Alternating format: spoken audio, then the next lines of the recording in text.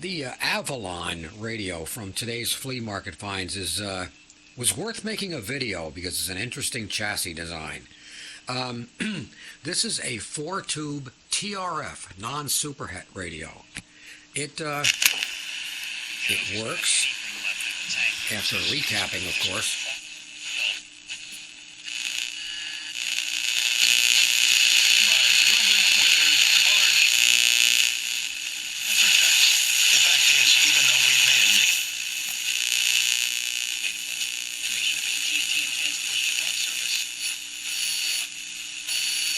Not bad. But anyway, it's worth looking at these on the inside to see what they don't have. Hang on a second, I'm going to unplug this. This is a true chassis of death in that the all the radios, people have a misconception of thinking that one side of the power line is directly connected to the chassis, to the metal part of the chassis. There's usually a capacitor to isolate them in all the more well-known radios, such as RCA, Zenith, and so forth.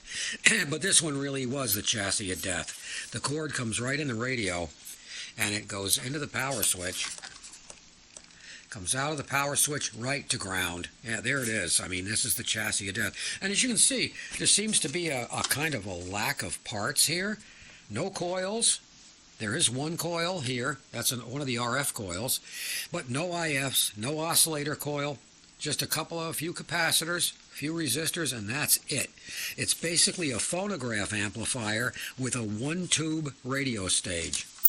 And on these radios, you'll notice that here's the chassis been punched out for the IF cans, but they were never put in because this is not a super heterodyne. This is a TRF, which means tuned radio frequency. Another dead giveaway is the tuning capacitor has two equal sections. On your regular 5-tube radio, the Superhet, one of these will be small. The oscillator section will be a smaller or a fewer plate section, and the RF is the larger plate section. There's also two trimmer capacitors to make sure that the tuning capacitor is equal. In other words, that this section pulls in the same station at the same time that this station does. It's basically two tuners in parallel. They give you a little bit more RF energy to get to the amplifier, and you need it with only 4 tubes, effectively only 3 tubes, because you have one of these tubes is just the rectifier. But this, I don't know anything about this company yet. I don't know if I can find anything Googling it. Avalon, it may have been a local company, a local Connecticut company. The radio was made around 1951. The Bakelite cabinet's in great shape, and the Bakelite cabinet's a throwback to the 40s. So this was a real bottom-feeding company here. They really were a low-end thing, and I think that's why they have a special place in my heart for these radios, because they were so cheap, neglected, thrown away when they were finished. But this one survived all these years. This thing has survived 60 some odd years, and it's still here, unbroken, and it's playing again, and it'll be playing again another 50 years from now.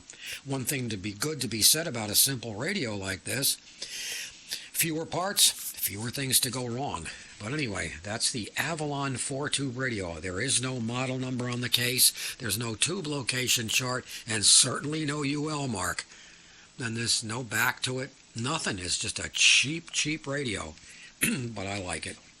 The dial scale, it's one of those cardboard, wood grain cardboard things from like one of those fake shoe closet things, or the fake boudoir for the ladies' bedroom, and they cut it up, printed numbers on it, and made a dial scale out of it. They couldn't even anchor it in 2 places. It's only got 1 screw anchoring it, so it's free to move side to side.